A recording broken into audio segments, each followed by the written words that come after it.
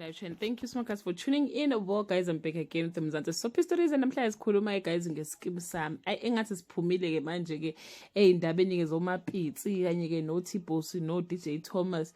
Naso storyline esisha bakithi storyline sika Rachel ofike izulu. But ke guys namhlanje kuba sengazi ukuthi inkinga afika nazo izinkulu kakhulu. Like guys, uMahonga is going through a lot at this stage.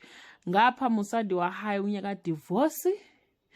Ngapha unhlezi nezingane zalomfazi ngala ifamily yaka Charles Kunutu uhlezi nayo ngapha esikoleni uyagowa bafuna ukumkhipha ngesango labayana like guys kuningi so manje ke kufika uRachel ufika nje ungazi ukuthi Rachel nale mathatha vele la asuka khona of which I don't know what is going on but nje something is very very serious lapha ke kuRachel guys cause namhlanje uRachel uzobephuthunyiswa esibhedlela ngani uya esibhedlela noma uya kuphi ukhihliza amagwebu akwaze ukuthi kwenze njani abanye bathi mhlambe kwi-flight kontenzekile la suka khona asimazi nokuthi uvelaphi guys kade ke ahamba ke uRachel laphana ke kuma-teasers ke bathi ke i-guest at the Mahonga house is a ticking time bomb.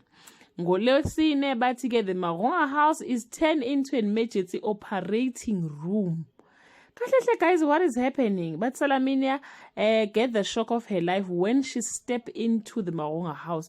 Kwenzakalani kaMahonga guys, we don't know but nje kunento nje serious nje fike no Rachel kade samgcina and ngesikhathi ehamba wayeshadeke no Maruti and we don't know ukuthi relationship yabo kwenzekani phakathi kwabo bo2 but next week guys bathi ke uMaruti will throw himself into a very dangerous situation so no Maruti naye guys uyabuya and ngolesine la next week bathi a hostage situation unfold at the Mahonga house so nje kaMahonga guys kuyaphithizela nje ku serious asazi ukwenzakalani labantu abawu2 abafikile asazi noma bebelo labasuka khona noma kwenzeka like it just a lot guys it just a lot so I'm trying to remember guys ukuthi what really happened ngesikhathi behamba njengoba sebebuya nje manje bo2 bebuya sebe nezinkinga nje serious Rachel Kunutu guys uyagoa naye uyagoa angazi ukwehlisa amagwebu maybe ama drugs maybe we don't know but they are not talking anything about hospital guys it's either tatama drugs